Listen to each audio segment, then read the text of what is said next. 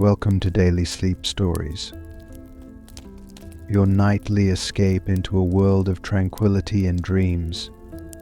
I'm Arthur, here to guide you through the peaceful realms of rest and rejuvenation.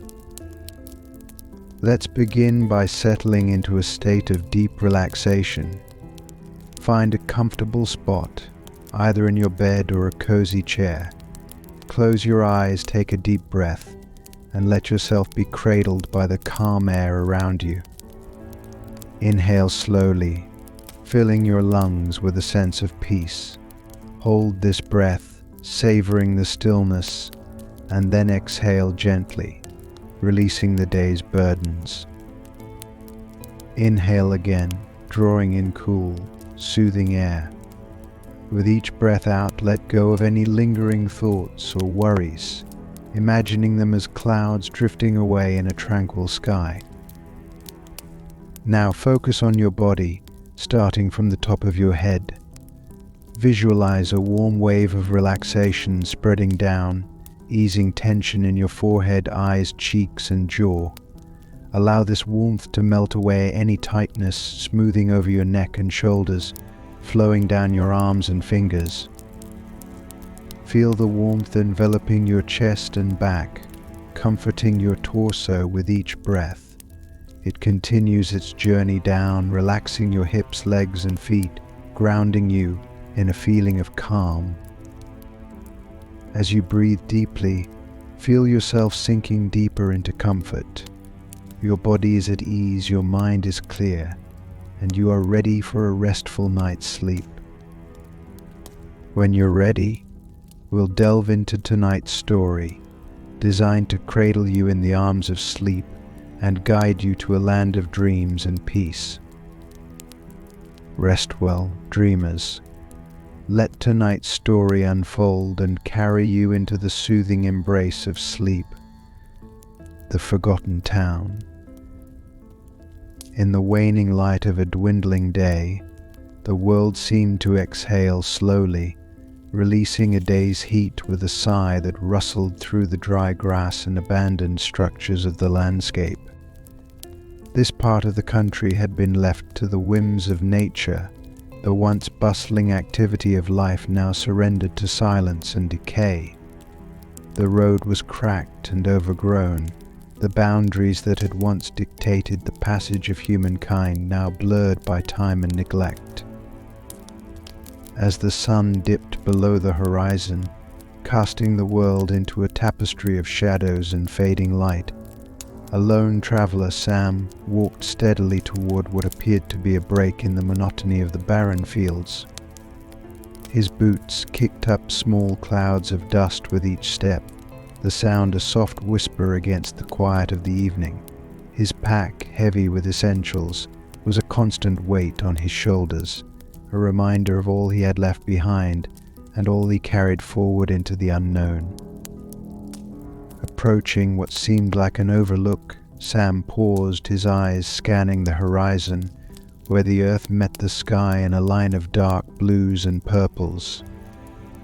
Below this vantage point lay a sight that caught his breath in his throat, a forgotten town, its existence almost perfectly preserved at the edge of oblivion.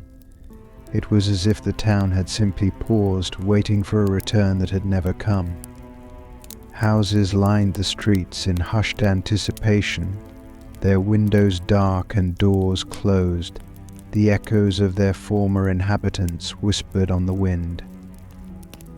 Compelled by a mixture of curiosity and desperation for shelter, Sam descended the gentle slope leading into the town. As he crossed the threshold, a sign welcomed him. Marlowe's End, the name seemed a grim joke now, the end of all things indeed. The first steps into the town were tentative. The silence was a physical presence, thick and oppressive, like moving through a curtain of stillness. Sam's own breathing sounded loud in his ears, and each step seemed to echo off the empty buildings, calling out to anyone or anything that might be listening. Choosing a house at random, Sam pushed open the door, the hinges groaning in protest. Inside, the remains of a life once lived were strewn about. A couch, its fabric faded and torn, sat facing a television that had long since given up the ghost. Pictures still hung on the walls, though their colors were muted by dust and age. It was a capsule of existence, paused in time. After a thorough sweep of the house to ensure he was alone, Sam settled into what appeared to be the living room. He pulled the diary he had noticed earlier from under a pile of debris on a small, round table. It was bound in leather, worn and soft with age, the pages yellowed. He opened it to the first page, where neat, careful writing beckoned him into the past. As night fully took hold outside, Sam began to read aloud from the diary, his voice a comforting whisper in the vast silence, recounting tales of survival, of everyday joys and sorrows, and of a love that seemed to permeate through the very walls of the house. With each word, the shadows seemed to listen, and the house breathed a sigh of remembrance. Chapter 1: Discovering the Town. The next morning dawned pale and cool, the light filtering through breaks in the curtains and painting the room in hues of grey and soft blue. Sam awoke feeling more rested than he had in days, the eerie silence of the town oddly comforting after the initial unease. With the morning light as his companion, he felt a renewed sense of curiosity about this place that time seemed to have forgotten. Sam packed up his few belongings, slipping the diary into the side of his pack, where he could easily reach it. Stepping outside, the chill of the morning brushed against his skin, a sharp contrast to the warmth of the house. He zipped up his jacket and pulled his hat down a little lower against the cool breeze. The town awaited him, silent and expectant. As he walked through the streets, his footsteps sounded loud on the empty roads. The town was small, probably once a tight-knit community, where everyone knew each other's names. The houses were modest, some with gardens that were now wild and overgrown, the flowers and shrubs reclaiming the land for nature. Sam paused at a small park, the swings creaking gently in the wind, the slide covered in a fine layer of dust and leaves. He imagined the laughter of children playing, the chatter of parents watching over them. It was a stark contrast to the desolation that now enveloped the area. The realization of so much loss weighed heavily on him, yet there was a beauty to the decay, a story of endurance that was both heartbreaking and inspiring. Continuing his exploration, Sam found the town's main street. Storefronts lined the road, their signs faded and peeling. He entered what had once been a grocery store, the shelves mostly bare but for a few cans, and a scattered assortment of items left behind in the rush to flee whatever calamity had struck. The stillness was profound, the only sound the occasional drip of water leaking through a crack in the ceiling. Intrigued by the sense of history that clung to the very air, Sam explored further.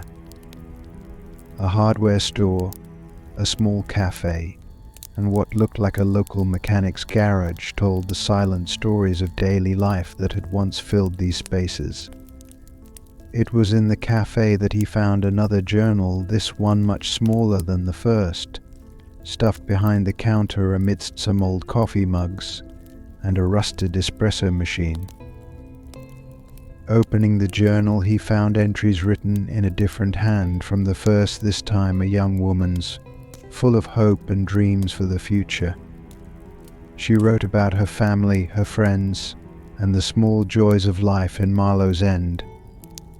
Her words brought the town to life in Sam's mind, painting a vivid picture of community events, birthdays and quiet evenings spent at home.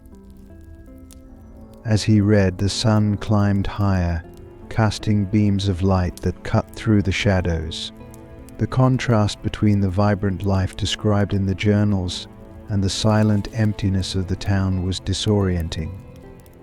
Sam felt a deep connection to these people he'd never met, their lives interrupted and displayed in the remnants around him.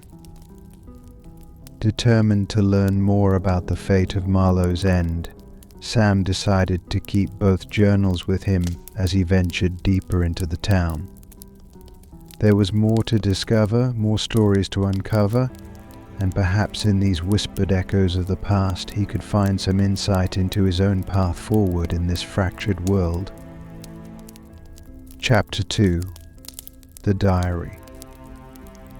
After spending the morning wandering through the remnants of daily life in Marlowe's End, Sam's exploration led him back to the quiet solitude of the house he had chosen as his temporary shelter. With the afternoon sun filtering through the dusty windows, he settled down into the worn armchair, the leather-bound diary in one hand and the smaller, newer journal in the other. The contrast between the two was striking, not just in their physical appearance, but in the tales they told, each a distinct thread in the fabric of the town's history. He decided to delve deeper into the leather-bound diary first, drawn by the meticulous script and the depth of history it promised. As he turned the pages, the entries revealed more about the family who had lived in the house. The diary belonged to a man named Thomas, who had chronicled the life he built with his wife Eleanor and their 2 children. His writings were filled with love and a sense of responsibility to provide for and protect his family. Thomas wrote about the small victories and everyday challenges of town life, from helping to organize the annual harvest festival to dealing with the inevitable conflicts that arose in such a tight-knit community. Each entry was infused with a palpable sense of pride and commitment to preserving a semblance of normalcy and joy amidst increasing uncertainties. As Sam read on, he learned of how the town faced a looming threat, something vague and foreboding that Thomas referred to only obliquely, perhaps out of fear or hopelessness. It became clear that as the entries progressed, the tone shifted from one of hope and routine to one of tension and preparation. The community had begun to take measures to protect themselves, storing food and fortifying buildings. The details were sparse, but the anxiety was evident in Thomas's increasingly terse entries. Interrupting his reading, Sam looked around the living room, imagining the family gathered there. He could almost hear the crackle of the fire, the children's laughter, the parents' soft conversations. These moments of peace seemed precious and fragile, captured forever in the pages of the diary. Switching to the smaller journal, Sam found the perspective of a young woman named Clara, who appeared to be in her late teens. Her entries were vibrant and filled with dreams that stretched beyond the confines of Marlowe's End. She wrote about her desire to attend university in the city, her passion for art, and her budding romance with a boy from a neighboring town. Clara's narrative provided a stark contrast to Thomas's. Where his entries had grown dark with the encroaching threat, Clara's focused more on the personal, the immediate, and her defiant hope for the future. Even as the world around her began to unravel, her words danced across the pages with an infectious energy and optimism. Sam felt a deep sense of connection to these 2 very different lives that had once vibrated within the same walls. Their stories, though separated by generational gaps, were entwined in the shared space of their home and community. The sun began to set, casting long shadows across the floor, and Sam knew he needed to keep reading. There were gaps to fill, mysteries to unravel about the fate of Thomas, Eleanor, Clara, and the rest of Marlowe's End. What had happened to them all? How had such vibrant lives been stilled so suddenly?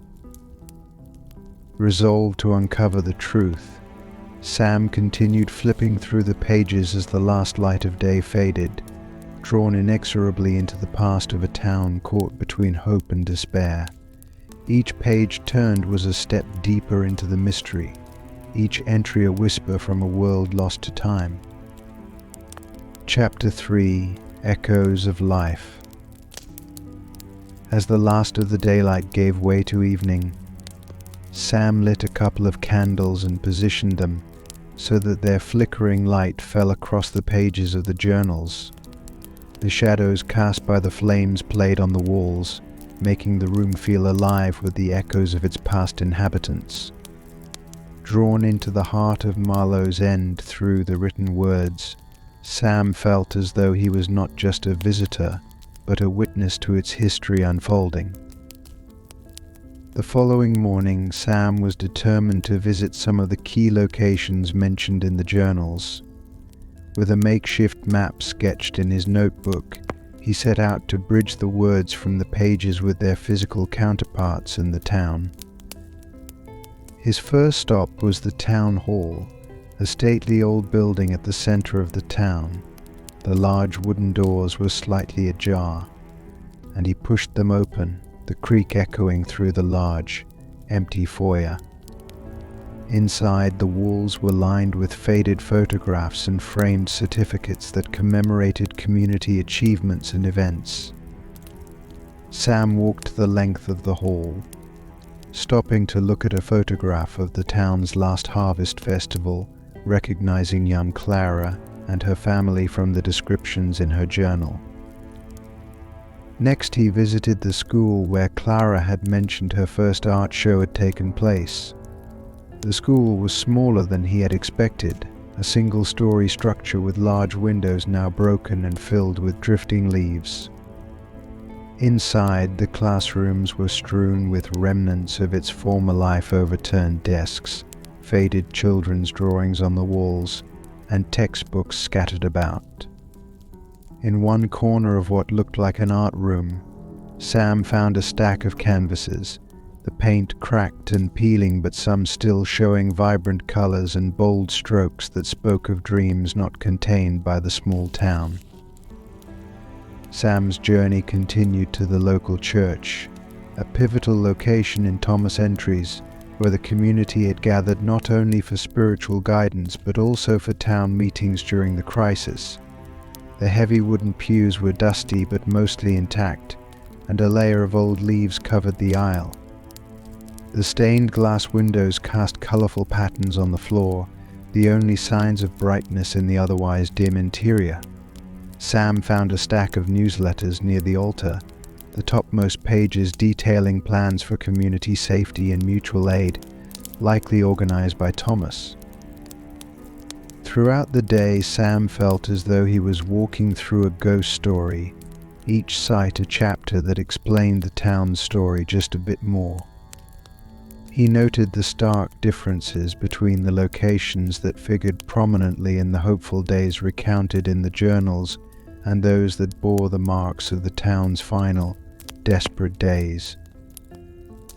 As evening approached, Sam returned to the house, his mind swirling with the images and echoes of the town's past. He resumed reading the journals, now with a deeper understanding of the places and people they described. Thomas Entries had grown more sporadic and urgent, detailing measures to protect their food supplies and reinforce their homes. Clara's entries, by contrast, became introspective, her tone tinged with both defiance and a creeping dread of the inevitable. Sitting by the window, journal in lap, Sam pondered the resilience and despair intertwined in these narratives. It was clear that both Thomas and Clara had loved their town deeply, each fighting in their way to preserve some fragment of normalcy as the world around them collapsed. With night fully settled in, Sam knew he was close to discovering the end of their stories. He turned the page, ready to face whatever truths the final entries held, determined to honor the memory of those who had lived and loved in Marlow's End by carrying their stories forward beyond its borders. Chapter 4: Uncovering Secrets.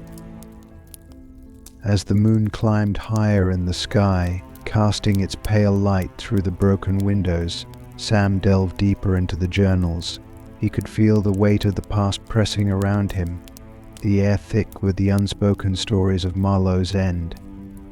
He turned the page in Thomas's diary, and the entries took on a new urgency. Thomas's handwriting had grown more erratic, the neat script of earlier entries replaced by rushed, almost frantic lines. The town had come under threat from a group of outsiders, desperate people driven to violence by their own need to survive. Thomas described the preparations the townspeople had made to defend themselves, but there was an underlying fear in his words, a realization that their efforts might not be enough. April 17th, one entry began. "We've done all we can to fortify the town hall. The others look to me for guidance, but I fear I have little left to give. Eleanor and the children are my world, and the thought of losing them, I cannot let that happen. We must stay strong, for them."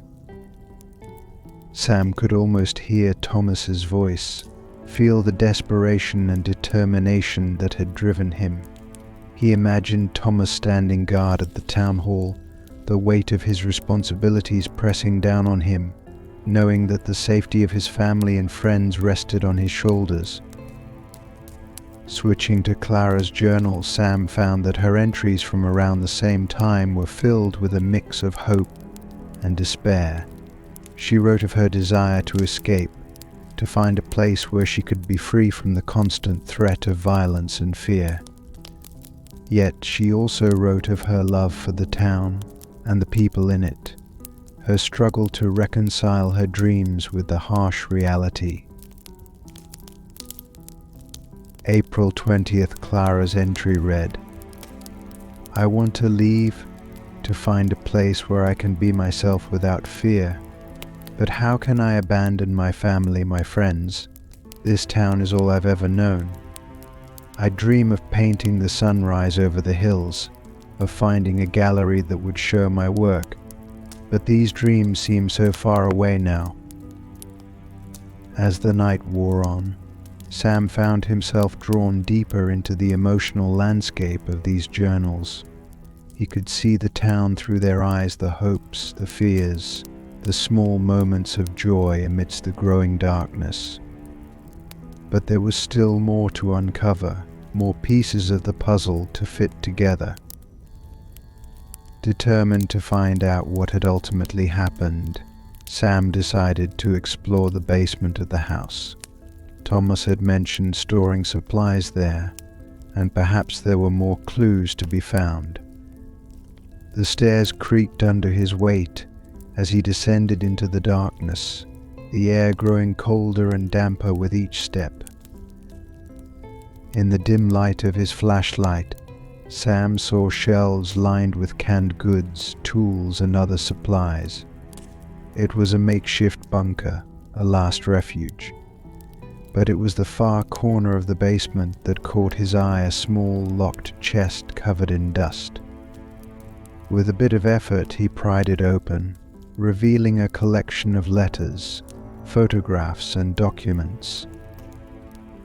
Among them was a letter from Thomas to Eleanor, written in the final days of the town. Sam unfolded it carefully, the paper brittle with age. "My dearest Eleanor," the letter began. "If you are reading this, it means we have failed to hold back the tide. I hope and pray that you and the children are safe, that you have found refuge far from here. I fought with every ounce of strength I had, but in the end, it was not enough. Know that I love you, Tip, now and always. Remember me not as a man who failed, but as one who tried with all his heart to protect those he loved." Tears blurred Sam's vision as he read the heartfelt words, feeling the depth of Thomas's love and despair. He carefully placed the letter back in the chest and took a moment to gather himself before continuing his search. In another corner of the basement, he found a small box containing a locket and a few personal items that belonged to Clara. The locket held a tiny, faded photograph of a young man with kind eyes, likely the boy Clara had mentioned in her journal. Holding it in his hand, Sam felt a surge of connection to these people who had lived, loved, and lost so much. As he climbed back up the stairs, Sam realized that uncovering these secrets had given him a profound sense of responsibility. He could not let the stories of Marlowe's End be forgotten. The bravery, love, and resilience of its people deserved to be remembered. Returning to the living room, Sam placed the journals and other items carefully on the table. He knew he still had more to discover, but for now he needed to process all that he had learned. The night was deep, and sleep would not come easily, but he was determined to honor the memory of Marlowe's End and its inhabitants. Sitting by the window, the moonlight casting a gentle glow over the room, Sam whispered a promise to the spirits of the past. "I will remember you. Your stories will live on." And with that, he felt a sense of peace settle over him, knowing that he had become a part of the enduring legacy of Marlowe's End. Chapter 5: Night Whispers. As the night deepened, enveloping Marlowe's End in a blanket of silence, Sam couldn't shake off the intense emotions stirred by the discoveries in the basement.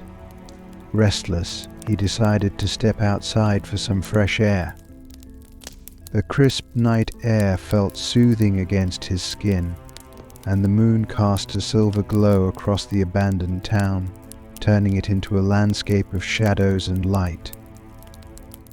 Walking down the street, his footsteps muffled by the dirt road, Sam felt a connection to the town that went beyond mere curiosity. It was as if the town itself was acknowledging his presence, its story becoming part of his own. He walked aimlessly, drawn by an inexplicable feeling towards the outskirts of the town, where the shadows grew deeper and the moonlight failed to reach. As he approached the edge of the town, Sam thought he heard a faint noise, a rustling that seemed out of place in the still night.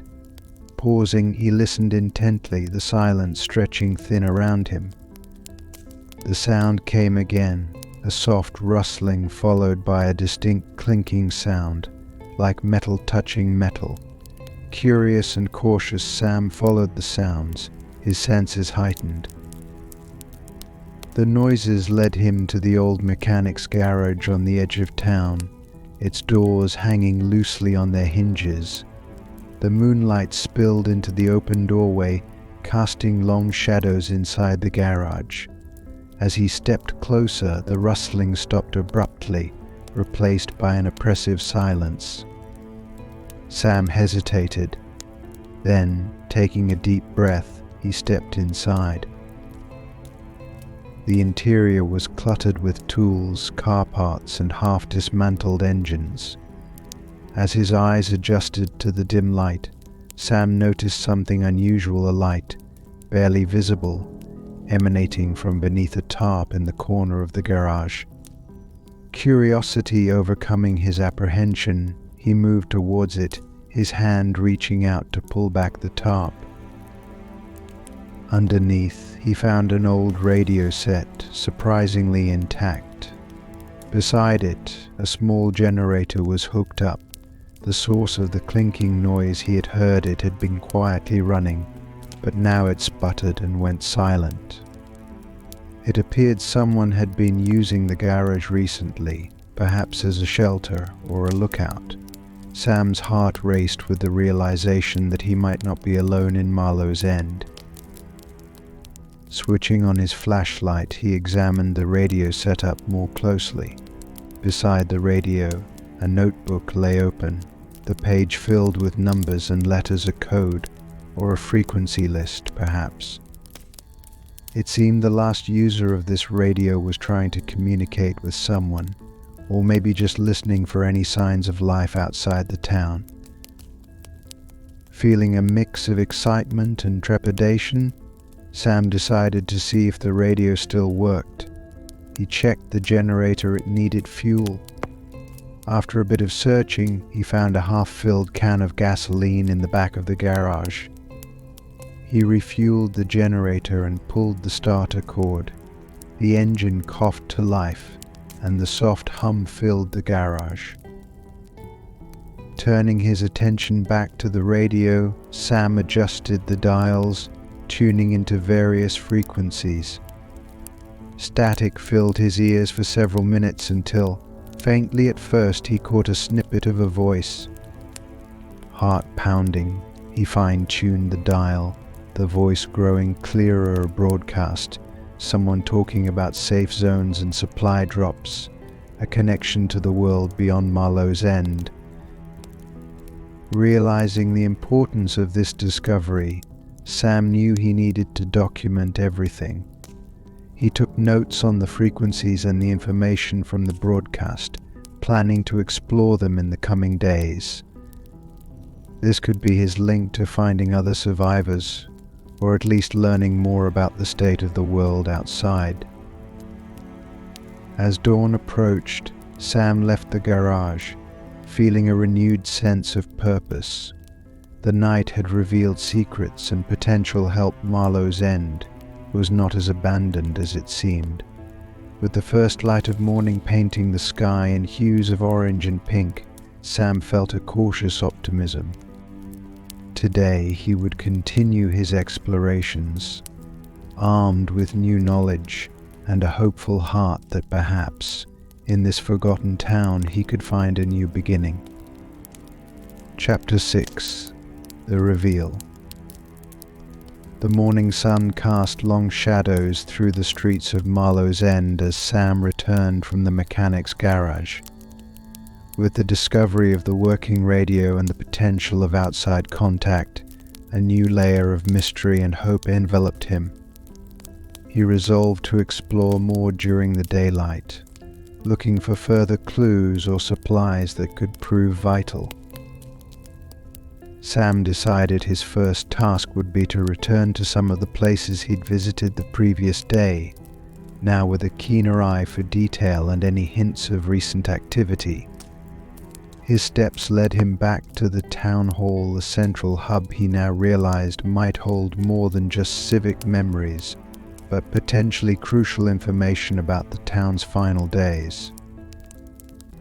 Inside the town hall, the morning light filtered through dusty windows, illuminating rows of abandoned chairs and a podium layered with papers and old meeting notes. Sam began sifting through the documents, searching for any mention of plans for evacuation or defense strategies that might clue him into how the community had intended to survive. Amongst the scattered papers, he found a map marked with various annotations. The map outlined routes out of the town and circled several buildings, including what appeared to be a makeshift warehouse on the edge of town not far from the mechanic's garage. Intrigued by this find, Sam pocketed the map, planning to investigate the warehouse next. As he left the town hall, he noticed more signs of recent activity that he had missed before: footprints in the dust, a few cans that looked newer than others, and even the faint smell of smoke that had not been carried by the wind. These signs suggested that he might not be alone in Marlowe's End, after all. With a mixture of caution and curiosity, Sam made his way to the marked warehouse. The building was larger than most in the town, and more secured, with boarded-up windows and a heavy padlock on the front door. Using a crowbar he found back in the mechanic's garage, Sam managed to pry open the door, the metal groaning under his effort. Inside, the warehouse was dark and cool, the air stale with the scent of old fabric and rust. His flashlight beam caught on large crates and boxes, many sealed and labeled with dates and contents: food, medical supplies, water. It was clear this place had been intended as a crucial survival cache for the town.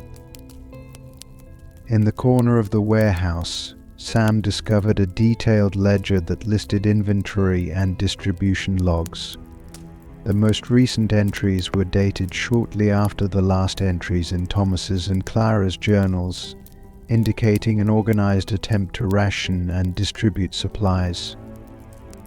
It seemed the town had prepared more comprehensively for their survival than he had first thought. But it was the personal items that caught Sam's attention: a child's toy, a woman's scarf, photographs that had fallen from a hastily abandoned backpack. These were poignant reminders of the lives suddenly uprooted. With the warehouse explored, Sam felt a growing connection to the town's fate and its people. He took a moment to gather some supplies for himself, then locked the warehouse again, determined to keep its contents safe for any possible return. Now equipped with both information and provisions, Sam headed back to the center of town. He needed to make a decision on his next steps. With the radio potentially his lifeline to others, and the map showing routes out of Marlowe's End, he contemplated his options: stay and possibly meet others who had returned or were still hiding, or use the map to leave and seek out the safe zones mentioned in the radio broadcasts. As he pondered his choices, Sam realized that Marlowe's End, with all its whispered secrets and shadows of the past, had given him more than just a refuge. It had offered him a glimpse into the resilience of humanity. Now it was up to him to carry forward the story of this place, whether from within its borders or beyond. As the sun reached its zenith, casting the least amount of shadow, Sam knew whatever choice he made, the spirit of Marlowe's End would go with him, a silent, steadfast companion in the days to come. Chapter 7: Reflection and Decision. Sam spent the afternoon sitting on the steps of the town hall, the ledger from the warehouse open on his lap and the map spread beside him. He reviewed his notes, the frequencies scribbled down from the radio broadcast, and the inventory lists. The evidence of recent activity and the potential for contacting others wrestled within him. As he absorbed the details and planned, he thought about Thomas, Eleanor, Clara, and all the unnamed faces that had once filled the streets of Marlowe's End. Their resilience and determination, captured in faded writing and whispered through abandoned homes, seemed to bolster his own spirit. Sam knew he had choices. He could stay in Marlowe's End, turning it into a base of sorts, a place to perhaps gather others and rebuild something from the ashes of the past. Or he could follow the map, seek the safe zones and find a community among other survivors, sharing the stories and truths he had uncovered here. The decision weighed heavily on him as the sun began to dip below the horizon, painting the sky in hues of orange and purple. In that moment of twilight, Sam felt a deep connection to the town, as if it was speaking directly to him, its voice carried on the evening breeze. He stood up, tucking the map and the ledger back into his backpack. Looking around, he felt a resolve solidify within him. Marlowe's End had been a place of hope and despair, a microcosm of the broader world's trials. Staying would mean embracing its legacy, preserving the memory of its last inhabitants, and perhaps providing a beacon for others who wandered through the wasteland. With his mind made up, Sam spent his last night in the house he had first sheltered in, surrounded by the remnants of the family he had come to know through their writings. He spent the evening by the fireplace, where he imagined Thomas had once sat, reading through the diary entries one last time, connecting their hopes and fears with his own. The next morning, Sam rose with the first light. He packed his belongings, including the journals and the radio equipment he had salvaged from the garage. As he walked through the town one last time, he stopped at each significant place. He had visited the park, where Clara had played as a child, the cafe where she had dreamed of a future beyond the town hall where Thomas had made his last stand. At each spot he left a small marker, a note in a waterproof bag detailing the story of Marlowe's End as he had pieced it together. For anyone who might wander into town as he had, these notes would serve as guides, as whispers of the past to connect with the present. Sam left Marlowe's End by the northern route, the one less detailed on the map but leading towards what he hoped would be a safe zone mentioned in the last radio broadcast he had received. As he walked away, he turned back once to look at the town, its roofs silhouetted against the rising sun. The decision to leave was bittersweet. Marlowe's End had become a part of him, but the world was calling, and with it, the chance to bring new life to old stories. With the journals secured in his pack, and the map guiding his steps, Sam stepped forward, a wanderer fueled by the tales of survival and the hope that somewhere humanity was rebuilding. As the town faded into the distance, Sam felt a peace settle over him. He had found something precious in Marlowe's End lessons of love, loss, and resilience. These he would carry forward, sharing them wherever he went, a tribute to a town that refused to be forgotten, and to the people who had fought so bravely to preserve its spirit. Years later, Sam sat by a crackling fire in a bustling community center, surrounded by faces both young and old. The walls were lined with shelves filled with books and artifacts from many places, many travels. Among them were the journals from Marlowe's End, now worn even more from frequent handling. The community around him had been built on the principles of sharing and preservation values that Sam had carried with him from the deserted town. As the evening wore on, a group of children gathered around, their eyes wide with curiosity and anticipation. They knew Sam as the keeper of stories, a role he had embraced fully since leaving Marlowe's End. With a gentle smile, he opened one of the journals, inviting the children closer.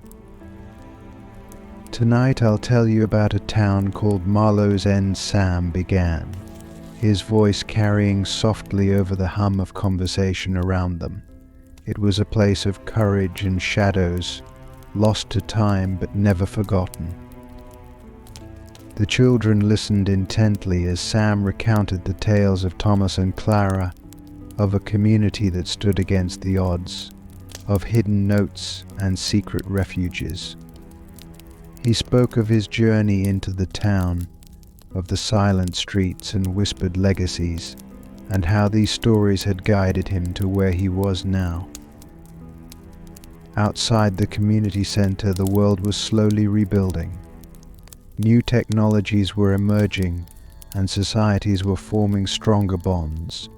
Routes and networks connected various enclaves and safe zones where people exchanged goods, stories, and promises of a better future.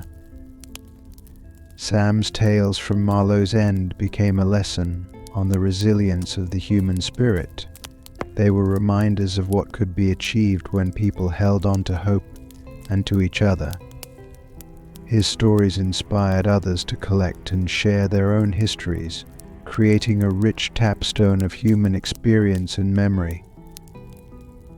As the fire died down, the children, now sleepy but satisfied, said their goodnights and drifted away to their homes within the community. Sam watched them go, his heart full. He knew that the memories of Marlowe's End were more than just tales of the past, they were seeds for the future, imbued with the strength and spirit of those who had lived them. Closing the journal, Sam looked around at the thriving community his stories had helped foster. He knew he had made the right decision those years ago, choosing to carry forward the essence of a forgotten town.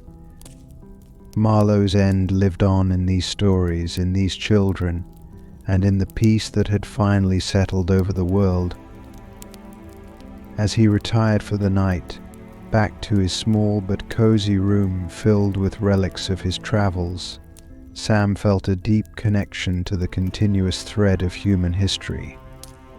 Marlowe's End, with all its echoes and whispers, had taught him the power of stories.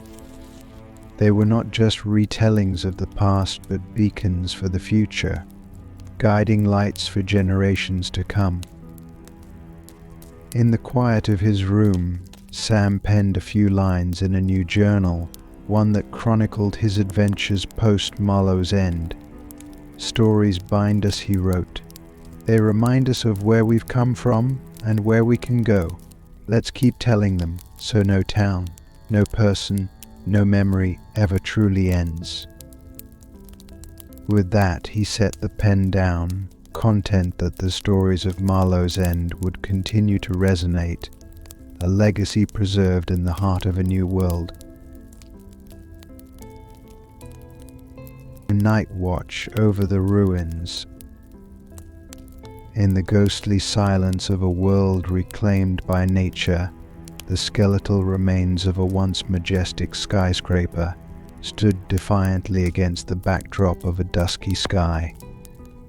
Vines crawled up its broken facade and shattered windows gaped open like hollow eyes, watching over a city that had long since surrendered to silence and decay. This was the outpost, the Outperkly Sanctuary, where a group of survivors had found refuge amidst the chaos of a fallen civilization.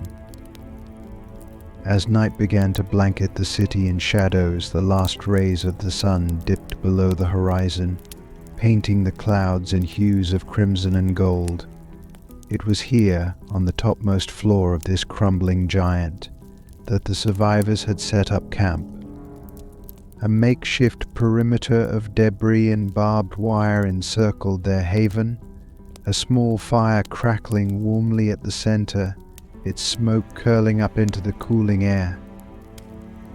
Alex, with a watchful gaze and a quiet demeanor, took over the night watch as the camp settled down.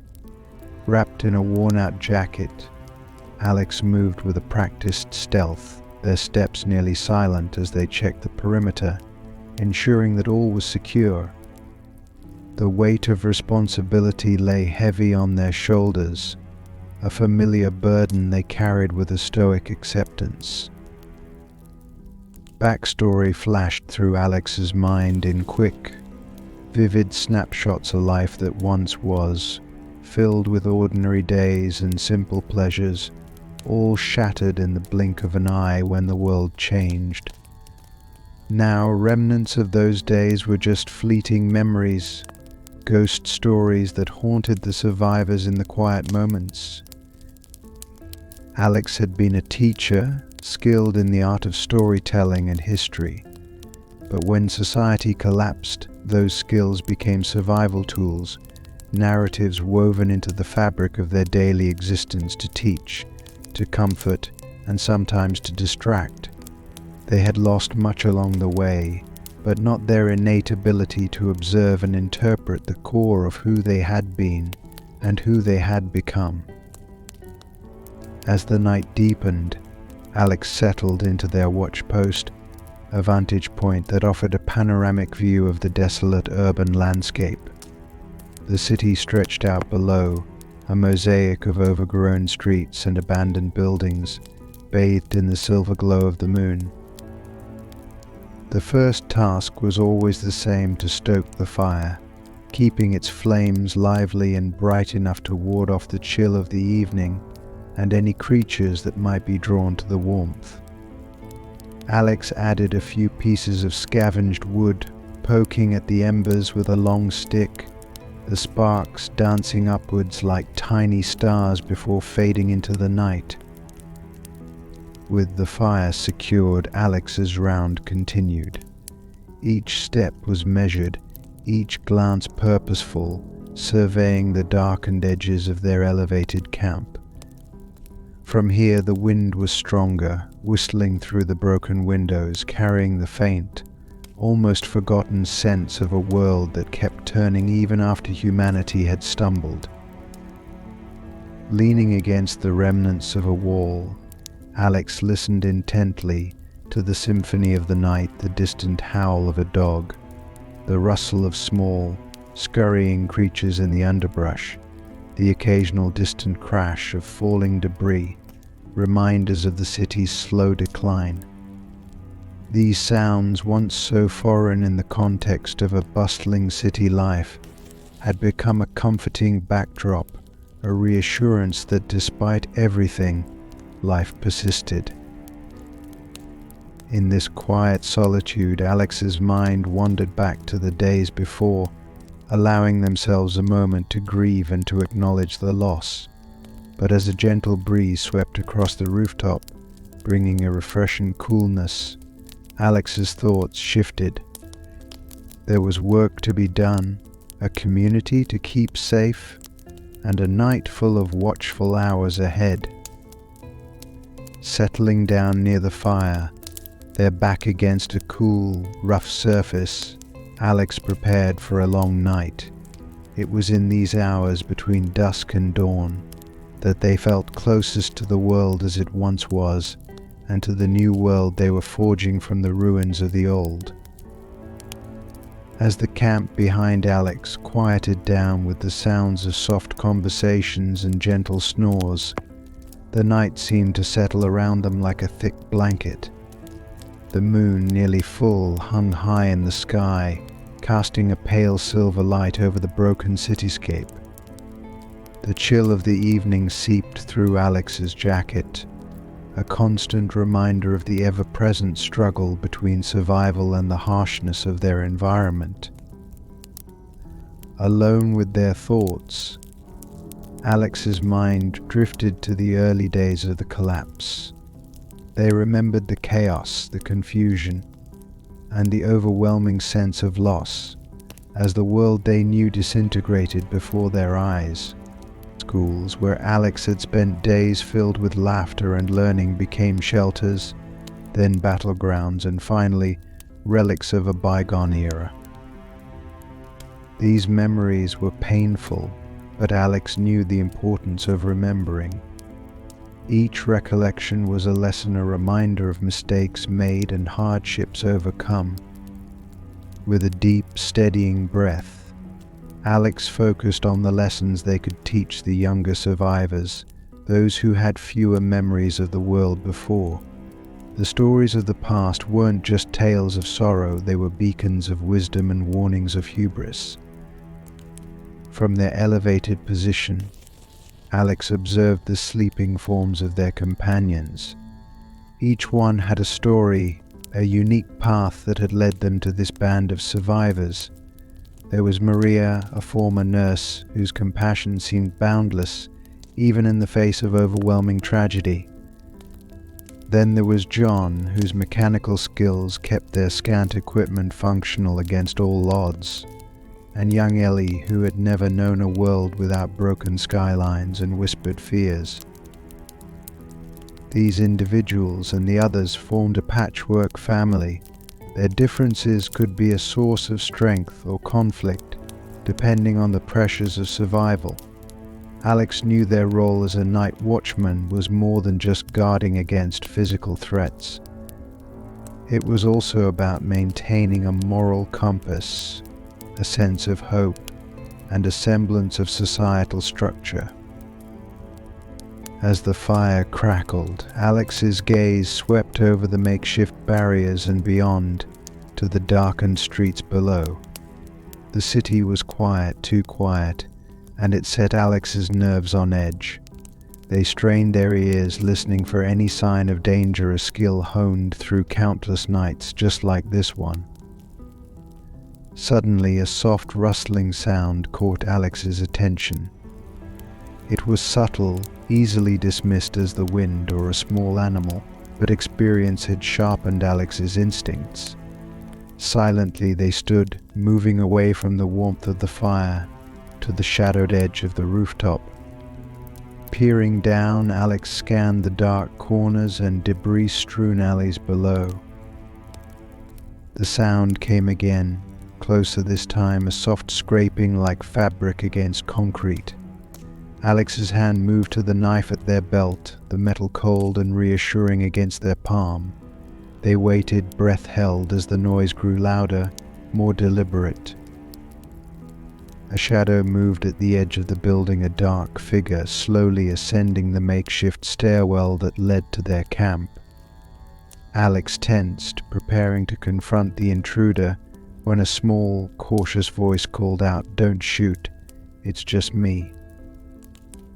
Relief washed over Alex as they recognized the voice Tom, another member of their group, who often scavenged during the twilight hours to avoid detection. As Tom climbed over the last barrier, his face was lit by the moonlight, revealing a weary smile. "What did you find?" Alex asked, their voice low and steady. "Just a few cans and some bottled water," Tom replied, showing the contents of his bag. "Not much, but it'll help." Alex nodded, helping Tom secure the findings. As they walked back to the fire, Alex felt a renewed sense of vigilance. The encounter was a reminder that danger could come from anywhere, at any time, and that their safety lay as much in their preparedness as in their ability to anticipate the unexpected. As they settled back into their watch, the fire now a beacon of warmth and light against the darkness, Alex continued their vigil. The city whispered around them, stories of the past mingling with the hope of tomorrow. And above, the stars watched silently, timeless witnesses to the endurance of humanity. As Tom retired to his makeshift bedding, grateful for the food he'd scavenged, Alex resumed their watchful position. The incident with Tom, although harmless, had sharpened the edge of the night, casting a film of tension over the quiet hours. Alex's mind returned to vigilance, their senses heightened to every sound, every shadow. To settle their nerves, Alex turned their gaze upwards, where the night sky sprawled vast and deep above them. The city's lights had long dimmed, allowing the stars to shine with a brilliance unseen in decades past. Alex had always found solace in the stars, their steady presence a reminder of the world's vastness and beauty, despite its current ruin. They traced the familiar constellations with their eyes, Orion, Cassiopeia, the Big Dipper, each one a celestial marker that had guided humanity's explorers across seas and deserts in ages past.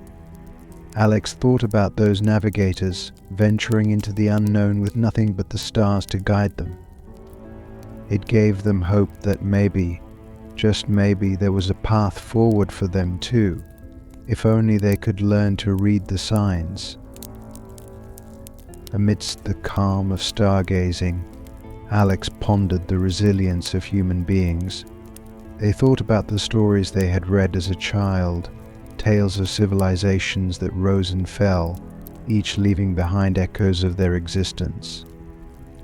These reflections were often interrupted by the harsh realities of their current world, yet tonight they brought a sense of peace and a rekindled determination. The fire crackled behind them, the sound a steady heartbeat in the night stillness. Alex felt a connection to the past, to those who had stood watch over their communities, cities, or even just the fires of their camps, just as they did now. It was a timeless role, filled with responsibility and a quiet honor. Lost in thought, Alex nearly missed the soft, cautious footsteps approaching. They turned sharply, hand once again on their knife, only to see a small, shadowy figure at the edge of the light cast by the fire. The figure hesitated, then stepped forward, revealing itself to be a dog, its coat matted and dirty, eyes reflecting the firelight with a mix of caution and curiosity. Alex relaxed, their posture softening. "Hey there, buddy," they whispered, keeping their voice gentle to avoid startling the animal. The dog paused, its nose twitching as it sniffed the air. Alex took a small piece of jerky from their pocket, tossing it a few feet away from them. The dog eyed it warily before padding forward to snatch it up. Encouraged, Alex tossed another piece, this time closer. As the dog ate, Alex spoke softly, telling it about the camp, the people, and even a bit about the stars above. Perhaps it was foolish to share such things with an animal, but the night was long, and the company, even silent, was welcome. The dog, seeming to decide that Alex posed no threat, settled down nearby, its body curled into a ball. Alex continued their watch, now with the company of their new four-legged friend. It was a small comfort, a reminder of normalcy, and the enduring spirit of all living creatures to find warmth and safety.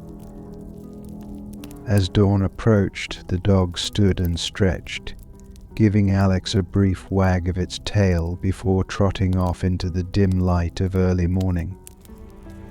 Alex watched it go, feeling a bittersweet pang. They might never see the dog again, but for a few hours they had shared something rare, a moment of peace in a world that had so little of it. Turning back to the camp, Alex checked on the sleeping figures, ensuring all was as it should be. The night had passed without further incident, and with the sky lightening to the east, it was almost time to wake the others and hand over the watch. As they stoked the fire one last time, Alex felt a renewed sense of purpose. The night had brought visitors and reflections, both offering insights and reminders of the world's wonders and woes. With the new day there would be challenges, but also possibilities, just as the stars had promised. As the first hints of dawn tinged the sky with pale blue, the camp began to stir. Alex, feeling a sense of contentment despite the long night, watched as their companions woke and moved about, preparing for the day. The fire was now a bed of glowing embers, providing just enough warmth against the morning chill. The serenity of the night, enhanced by the company of the stars and the unexpected visit from the stray dog, lingered in Alex's mind. They decided to share their nocturnal experience with the group during breakfast. Gathering around the dwindling fire, Alex began to describe the constellations they had observed, explaining their significance both in navigation and in the myths that surrounded them. Maria, always interested in Alex's stories, asked, "Do you think those same stars can guide us now?" In all this, her question was earnest, seeking not just practical advice but also a deeper philosophical understanding. Alex nodded, their expression thoughtful. "I believe they can," they replied, "not just to navigate our physical journey but to remind us of the bigger picture. We're part of a vast ongoing history. Just like the navigators of old, we must learn to read the signs and find our way forward." This sparked a quiet conversation among the group, with each member sharing thoughts on what guidance meant in such times. It was a deep bonding moment, reinforcing their connections and shared resolve to continue, despite the uncertainties. The discussion led Alex to ponder more on their role within the group and the broader strokes of humanity's struggle for survival. They shared these thoughts aloud, voicing a reflection on human resilience and adaptability. As long as we have the will to survive and the courage to keep moving forward, there's hope, Alex mused. These stars, they gestured upwards, even though the celestial bodies were fading in the morning light, have witnessed the rise and fall of empires, the birth and extinction of entire species, yet they remain. And as long as we can see them, we know we're part of something larger than just our immediate struggles. Encouraged by the reflective mood, other members of the group began to share their own stories. John talked about a close call he had early in the crisis, which had taught him the importance of quick thinking and innovation under pressure. Ellie, the youngest among them, listened with wide eyes, absorbing every word, every lesson. She, too, shared a small memory, a fragment of life before everything changed, the simple story of a day at school. Alex listened, realizing that these shared experiences were more than just tales. They were the threads that wove their community together, strengthening their collective resolve and deepening their understanding of each other. As the sky brightened, washing away the stars with the light of a new day, Alex concluded their watch. The stars may fade at dawn, but they're always there, just beyond our sight, they said, standing to stretch stiff muscles. Like them, our hopes and spirits must endure the dark to appreciate the light. With that, Alex passed the responsibility of the day's watch to Maria, who nodded with a soft smile, inspired by the night's conversations. The group began their daily chores, each person invigorated by the sense of continuity and community that had been reinforced under the night's watch. Alex, though tired, felt renewed, a sense of purpose filling them as they prepared for some rest. The tranquility of the night, the discussions, and the simple presence of the stars had provided not just a backdrop for their watch, but a reminder of the enduring human spirit. They knew challenges lay ahead, but with the shared strength of their group, they felt ready to face whatever the day might bring. After a few hours of rest, Alex rejoined the group as the sun was beginning to dip below the horizon again. The evening ritual of gathering around the fire was underway, a time cherished by all as a moment to unwind and reconnect after a day spent on individual tasks necessary for survival. The crackling fire served as a beacon, pulling each member into a familiar circle.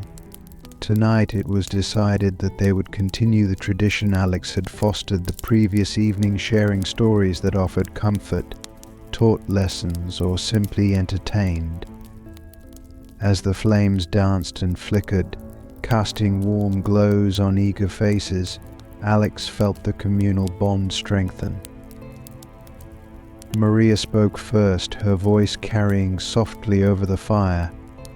She recounted a harrowing tale from her days as a nurse when she had saved a life against all odds during the early chaos of the collapse.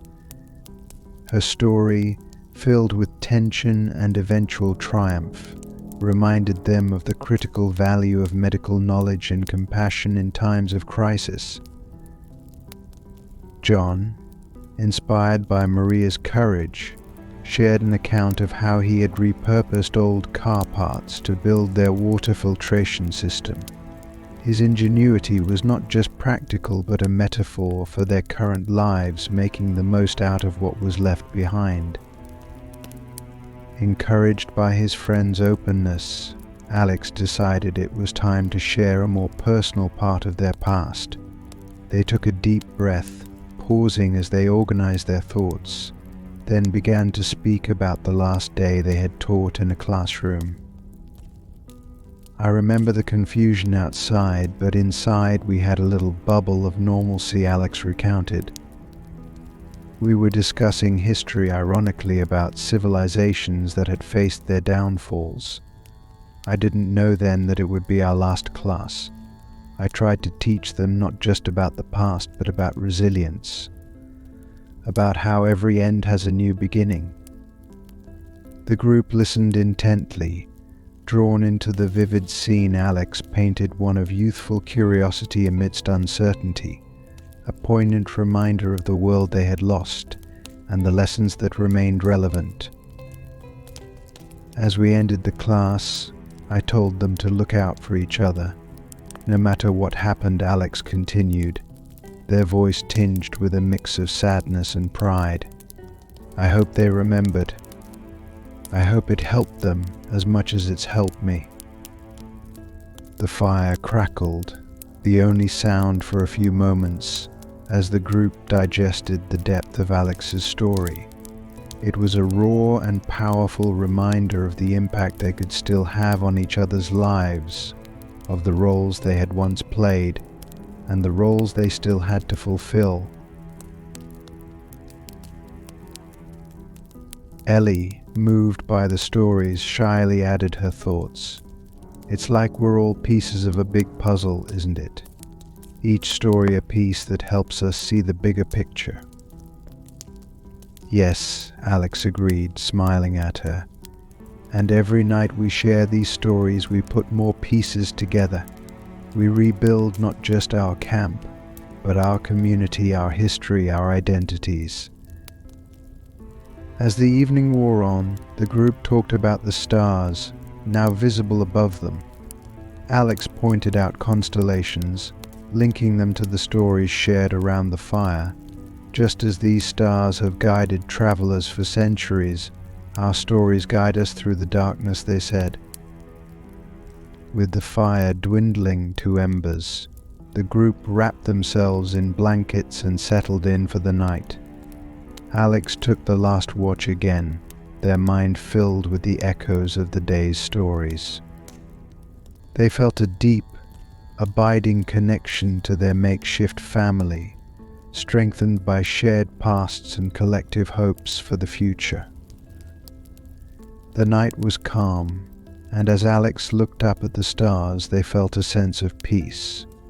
The stories shared by the fire had woven a stronger fabric for their community, one rich with history, resilience, and an unbreakable spirit of survival. As the night deepened, the tranquility of the evening storytelling session slowly faded, replaced by the ever-present need for vigilance. Alex, still positioned in their customary lookout spot, felt the familiar tension of responsibility as they scanned the horizon. The city's ruins, bathed in moonlight, seemed deceptively peaceful. It was during the early hours of the morning, when the world was at its quietest, that Alex's keen senses picked up an anomaly. The slight rustling they detected was different from the natural movements of the urban wilderness. This was deliberate, stealthy, the sound of careful footsteps approaching their camp. Instantly alert, Alex nudged John, who was resting nearby, his mechanical expertise also making him a quick thinker in emergencies. "Something's coming," Alex whispered sharply, handing John a pair of binoculars. Together they peered into the darkness, trying to discern the source of the noise. It didn't take long before the faint outline of figures could be seen moving through the rubble-strewn streets below. The figures were methodical, clearly familiar with the terrain, and moving with purpose towards the skyscraper. As they came into clearer view, Alex counted at least 4, possibly more, all armed. Raiders, Alex muttered under their breath, a chill running down their spine. The world outside was not just a battle against the environment, but often against other survivors desperate for resources. Quickly, Alex organized the group. "Positions," quietly they instructed. Each member knew their role in such situations. This wasn't their first encounter with danger. Maria and Ellie moved to secure the internal perimeter, ensuring that any entry point into their camp was fortified. John, alongside Alex, prepared to handle the initial confrontation, hoping to avoid a violent exchange. The raiders reached the base of the skyscraper. Their leader, a tall, broad-shouldered figure, signaled for a halt, scanning the structure. Alex took this moment to step forward, a calculated risk to show they weren't caught off guard. "Can we help you?" Alex called out, their voice firm but open, carrying across the short distance. The leader, surprised by the direct address, paused, looking for supplies. He called back, his voice gruff. "Heard there might be some up for grabs here." "We're willing to talk," Alex replied, maintaining a calm demeanor. "But we defend our own. We can trade if you're looking for an honest exchange." Tense minutes passed as both groups assessed each other. The raiders whispered among themselves, weighing their options. Finally, the leader nodded. "Trade, then? Let's see what you've got." The tension eased slightly, but Alex remained vigilant as they allowed two raiders to climb up to their camp under close watch. The exchange was tense but civil. The raiders had ammunition and fresh batteries, precious commodities for the group. In return, Alex offered some medical supplies and a small portion of their food reserve, enough to make the trade fair but not so much as to deplete their own stock. After the raiders left, satisfied with the exchange, the group gathered to debrief. "We handled that well," Alex reassured everyone, though the encounter was a stark reminder of their vulnerability and the constant need to remain prepared. As dawn approached, painting the sky with streaks of pink and orange, Alex felt a mix of relief and contemplation. The night had brought threats, but also a successful negotiation, reinforcing the importance of communication and strategic thinking. With the city waking up around them, Alex reflected on the night's events. The stories shared by the fire had strengthened their resolve, and the successful trade with the raiders had proved their ability to handle external threats. The group was growing, not just in number but in depth, each member more confident and cohesive in their roles. As Alex handed over the watch to Maria, they felt an undercurrent of hope. Despite the dangers that lurked in the shadows, their community was resilient, adaptable, and ready to face another day. The stars had faded, but their guidance lingered, a reminder that even in the darkest times, there were beacons of light to follow.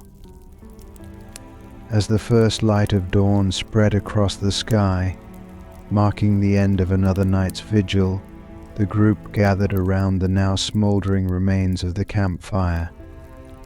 The recent encounter with the raiders, although fraught with tension, had concluded peacefully, and a sense of cautious optimism permeated the air. Alex stood beside Maria, watching the sun rise over the shattered skyline of the city. The successful negotiation with the raiders had reinforced the importance of being prepared and diplomatic, skills that Alex had honed over the years. They reflected on the encounter, pleased with the outcome but aware that it was but a temporary reprieve. "We did good," Alex said quietly to Maria, who nodded in agreement. "We need to keep strengthening our defenses," Maria responded thoughtfully, "and maybe reach out to other groups, establish some ground rules for trade and support." Alex considered this.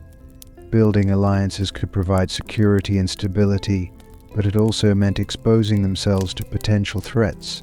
It was a delicate balance, one that required careful negotiation and mutual respect.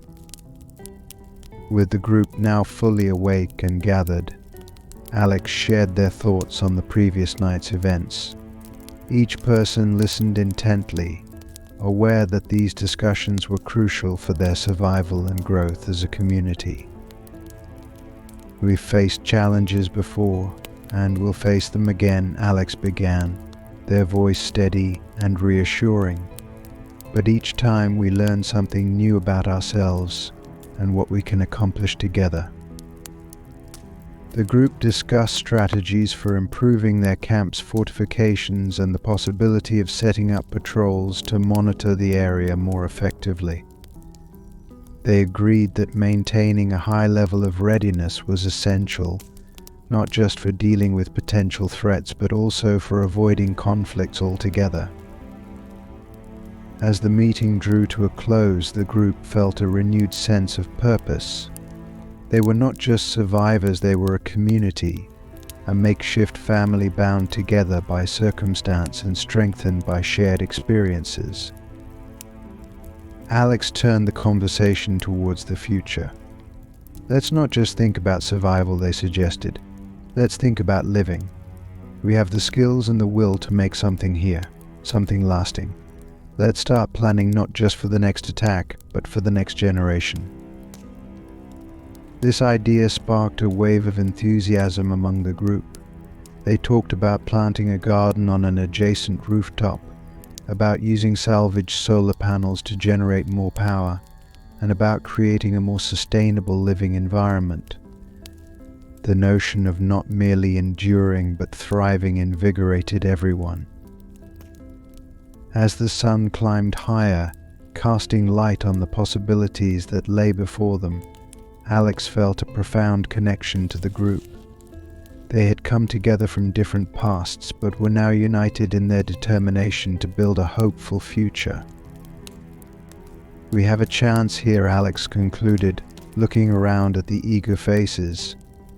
"A chance to rebuild something worth holding on to. Let's make sure we're not just surviving day to day. Let's build a place where we can live, really live." The group disbanded, moving to their daily tasks with vigor, inspired by the vision of a better life. Alex stayed back for a moment, watching them work. The challenges they faced were immense, but the potential was there, glowing like the morning sun. With a sense of resolve, Alex prepared to join the others, ready to lead by example and to contribute to the rebirth of their community. The ruins around them were not just remnants of a collapsed world, but the foundations on which they would build their new lives. The morning's light spread over the city, touching the broken and the whole alike, a reminder that in every ending there is a new beginning. And as the day began, so too did the next chapter of their journey, filled with hope and the promise of renewal. Several years had passed since that pivotal morning when the group had decided to not only survive but to thrive. The rooftop where they had once huddled around a small fire for warmth had transformed into a vibrant community hub. Green gardens flourished in every available space, and solar panels glinted in the sun, powering their makeshift homes and workshops. Alex stood on the newly built watchtower, looking out over the community they had helped build. The old skyscraper was now part of a network of interconnected buildings, each contributing something unique to their self-sustaining way of life. Walkways and bridges linked the rooftops, allowing easy movement between areas, and what once was a desolate wasteland had turned into a bustling settlement. Children played in the safety of the community garden, their laughter a testament to the new life that had taken root in the ruins. Educators, inspired by Alex's tales of historical resilience, taught classes on everything from basic literacy to advanced engineering, ensuring that knowledge would be passed down through generations. As a founding member and a respected leader, Alex had seen many changes. Their role had evolved over the years from that of a night watchman to a community planner and mentor. Alex often shared the story of that first night of structured storytelling around the fire, emphasizing how those narratives had woven a stronger social fabric and helped pave the way for their future. Now Alex spent much of their time guiding the younger leaders who would one day take over, ensuring that the community's future was in capable hands. Their teachings weren't just about survival, but about leadership, empathy, and the importance of community. Every year, the community celebrated their new dawn, a festival commemorating the day they decided to build a thriving society. It was a day of joy, reflection, and remembrance, honoring both the hardships they had overcome and the achievements they had made. During the festival, Alex took a moment to reflect on the journey. They walked through the marketplace, seeing products crafted from reclaimed materials, fresh food from the gardens, and innovative gadgets designed by their tech team. The sense of accomplishment was palpable, but so was the understanding that each new day brought its own challenges. As the sun set on another New Dawn festival, Alex addressed the community from the central gathering area, now a beautiful amphitheater. They spoke of the past, of the challenges and victories, and of the importance of continuing to adapt and grow. "We are a testament to what humanity can achieve when we come together," Alex declared, the crowd nodding in agreement. "Let us keep pushing the boundaries, exploring new ideas, and supporting each other. Let's not forget where we came from, but let us also be excited about where we are going." As night fell and the festival wound down, Alex felt a deep, satisfying fatigue. They knew that their time as a leader might be nearing its end, but the legacy they had helped build would endure. Looking at the young faces around them, full of energy and ideas for the future, Alex felt content. The community would continue to evolve, facing new challenges and achieving new successes.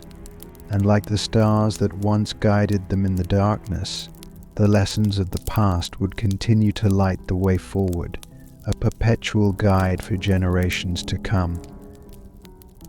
With a final look at the twinkling lights of their community, Alex turned and walked back to their home, ready to rest and to dream of tomorrow. Sanctuary in the subway. In the shadow-draped ruins of a once bustling city, Jamie stumbled through the rubble, their breaths quick and shallow as the distant sounds of chaos echoed through the empty streets. With the city fallen into lawlessness, Jamie's search for safety had become desperate, their days marked by avoidance and their nights by restless, fearful sleep. Today was different. Today, Jamie had heard whispers of a place beneath the city, a sanctuary where people lived shielded from the harshness above. Driven by a blend of hope and necessity, they found themselves at an unremarkable entrance to what seemed like just another subway station, abandoned and partially collapsed. Yet, as they approached, a flicker of light from below suggested the rumors might be true. Pushing aside the grate covering the entrance, Jamie descended the concrete steps, their hand gripping the cold railing, the damp air growing cooler with each step. The faint sounds of the city above faded, replaced by new sounds, soft echoes of dripping water, the gentle hum of conversation, and the subtle clatter of tools. At the bottom of the steps, Jamie hesitated, their eyes adjusting to the dim lighting provided by strings of makeshift lights strung along the tunnel. Before them stretched a long corridor, its walls lined with doors and makeshift curtains. The place was alive, a stark contrast to the desolation above. A figure stepped forward from the shadows, blocking Jamie's path. "Who are you, and what do you want?" the guard asked, his tone cautious but not unkind. "I heard I could find safety here," Jamie replied, their voice steady despite their pounding heart. "I need shelter."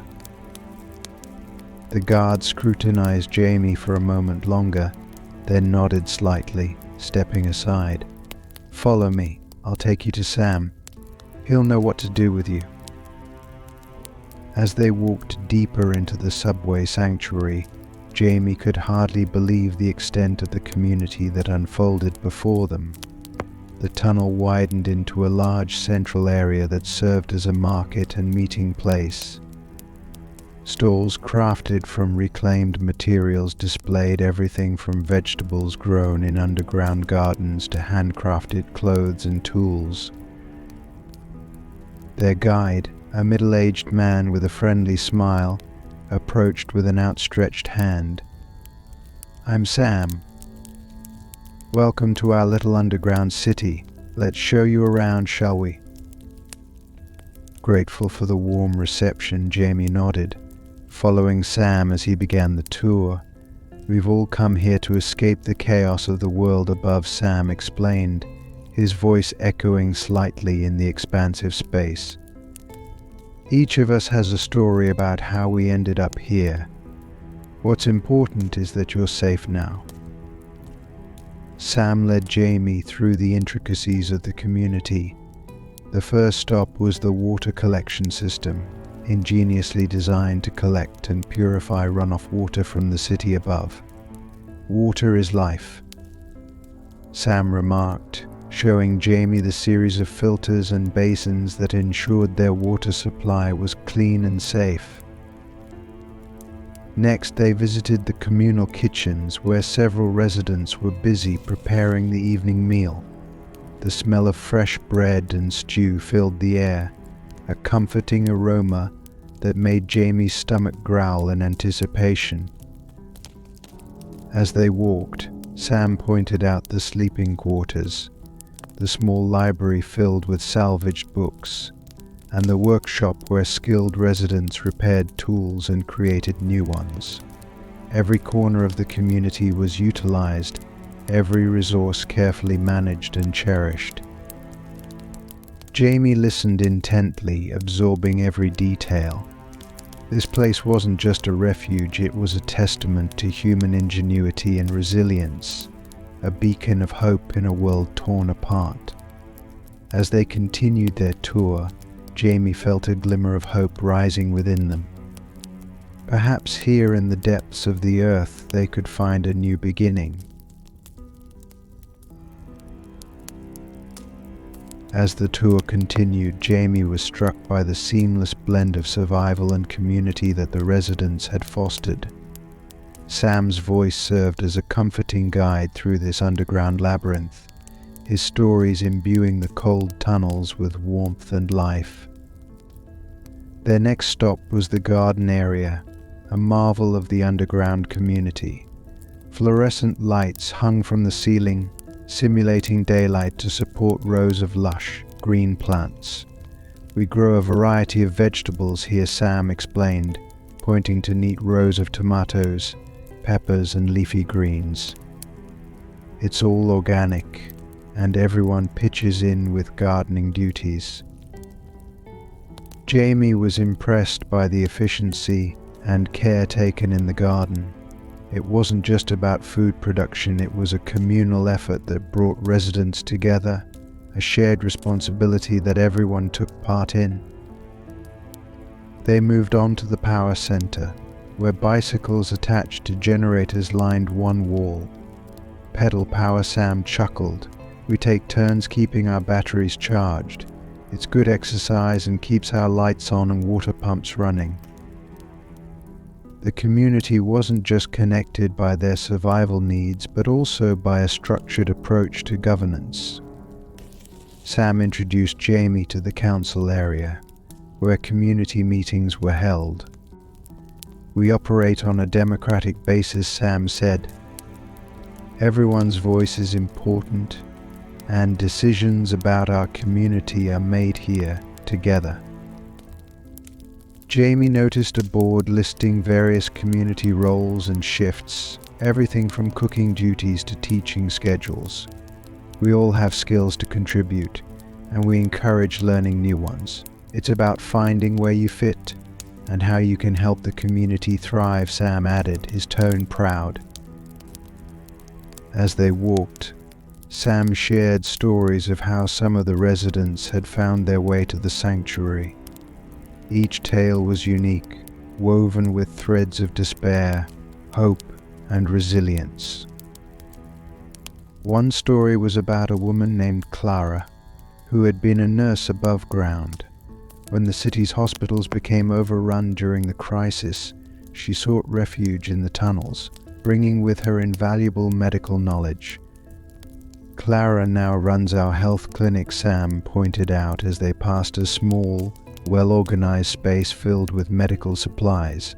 She saved many lives here. Another resident, Mark, had been an engineer. His expertise had been crucial in setting up the community's power and water systems. Mark came to us after losing his family, Sam said quietly.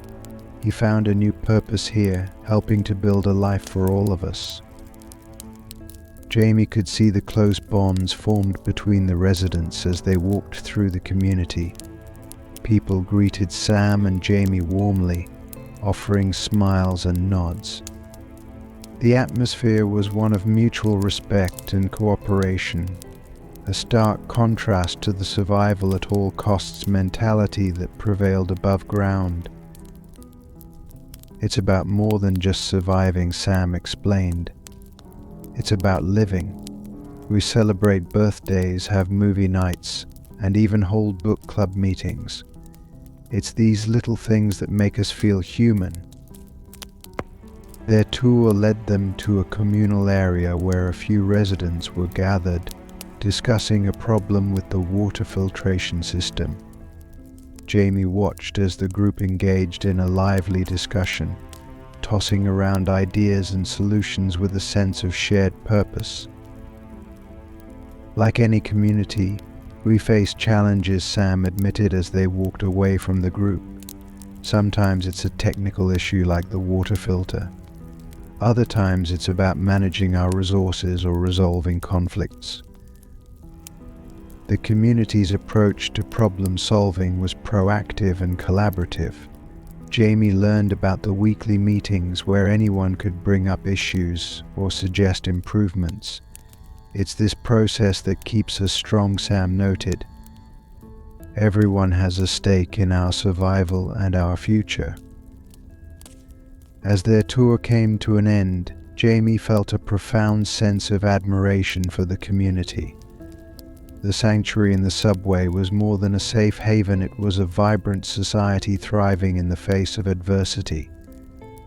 Jamie was beginning to see that perhaps they had finally found a place to call home, a place where they could contribute and belong.